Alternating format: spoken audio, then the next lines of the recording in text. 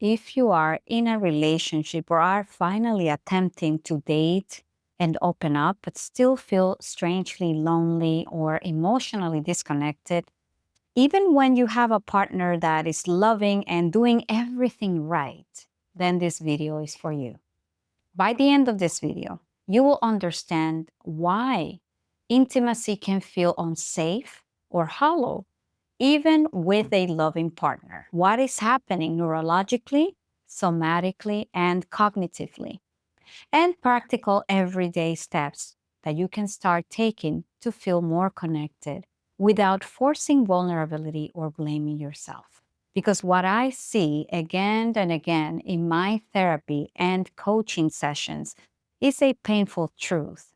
You can have a loving partner and people who are ready to love you, but you still feel alone, especially if you grew up parentified. And it is not because you are jaded or you are too much broken or incapable of intimacy. It is because your nervous system learned connection through responsibility and not reciprocity. Hi, I'm Karina Aybar, psychotherapist and coach, and I make videos about setting boundaries without guilt, emotional regulation, parentification, and generational trauma so that you can understand why you feel the way you do and how to change it with compassion and practical tools. You should know that I recorded this video a few days before Valentine's Day.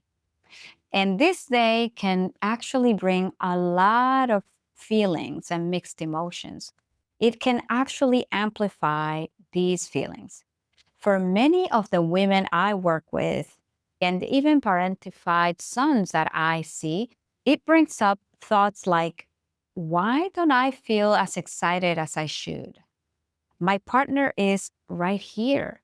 So why do I still feel alone?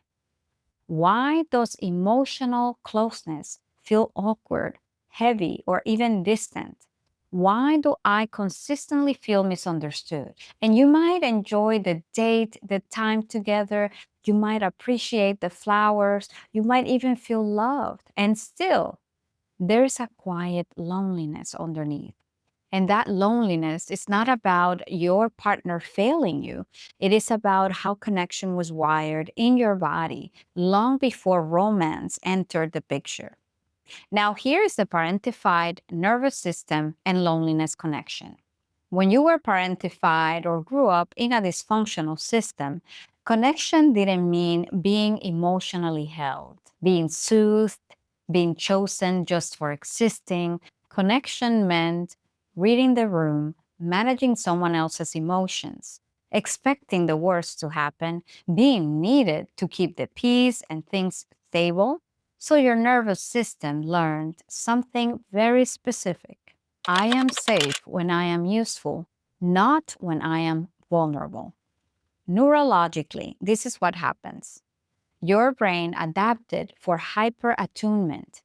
Your threat system became highly sensitive to disappointment, emotional shifts, your partner's mood or stress. Even in a loving relationship, your nervous system may still be scanning. Am I asking for too much? Am I coming off too needy? Do they need something from me? When are they going to show their true colors? Should I handle this on my own? You see, that keeps you in functional closeness, not emotional intimacy. You may even have one foot in and one foot out. So, what happens in the body? Loneliness doesn't live only in your thoughts. Many parentified adults who have experienced complex trauma describe sensations like a tight chest when receiving affection, the immediate need to reciprocate or pull away, numbness during emotional moments, a subtle urge to pull away when things get tender. And that is not resistance. That is your body saying, closeness used to come with pressure or a transaction. And that is why your body automatically reacts with protection. Your nervous system learned that intimacy often led to emotional overwhelm, responsibility, or having to take care of someone else. So even when your partner is safe, your body may still brace, shut down during deep conversations, or feel disconnected during sexual intimacy, or feel oddly lonely while being held. Your body hasn't fully learned yet that connection can be mutual and safe. Now, here is the cognitive loop that keeps you alone. Cognitively, parentification and C-PTSD or complex trauma often create beliefs like, I shouldn't need this much. Eventually, they're going to leave, or I don't want to be a burden. When things get complicated, I just want to go away. Nobody will ever love me or understand me. I will just handle it myself. So instead of reaching for your partner, you self-soothe silently. You isolate. You minimize your needs, or you may catastrophize in your mind and expect the worst. Wait until you are already overwhelmed. Why don't they see me? Why don't they understand me? But here is the painful truth I gently offer my clients. You were trained to be invisible with your needs. That is not a character flaw, that is conditioning. This is why it is important to talk about what actually helps, especially around Valentine's Day or when you are feeling this way. Number one, practice low stakes vulnerability. Instead of big emotional disclosures, start small and ask the person, can you sit with me for a few minutes? Or, I don't need a solution or fixing. I just want closeness. Can you just stay there? Can we slow down for a moment? You see, this teaches your nervous system closeness doesn't equal obligation, and the mere fact that you are there is more than enough. Number two, track your body, not just your thoughts. After moments of connection, ask, did my body soften or tense? Did I feel pressure or ease? This awareness builds safety without forcing intimacy. Number three, name the loneliness without blaming. You can say, sometimes I feel lonely even when I am not alone, and I am working on understanding that. This invites connection instead of creating distance. Number four, let Valentine's Day be about presence and not performance.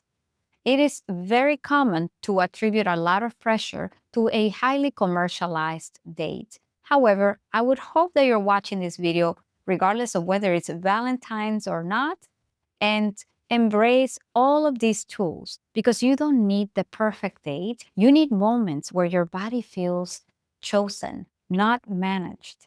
And that might look like eye contact without distraction, sitting quietly together, being held without having to talk. Number five, let's build relational safety over time. Healing this kind of loneliness isn't about trying harder. It's about teaching your nervous system that you don't have to earn closeness. That happens through repetition, gentleness, and support. This is a relational condition, but you're not flawed and there's nothing wrong with you. There doesn't need to be a diagnosis. And if this resonated with you, I want you to know that you're not bad at relationships or you don't have bad luck in love and intimacy. You are not emotionally unavailable necessarily. You learned connection in a system where your needs came last. Loneliness in partnership is a signal, and with the right tools, support, and compassion, it can change. And if you want more conversations like this, grounded, real, and nervous system informed, you're in the right place. Stay connected with me in the comments. I read all of them. And subscribe for weekly insights. Check out my other playlist on complex trauma and parentification for more insights. I will see you in the next video, and please remember your resilience.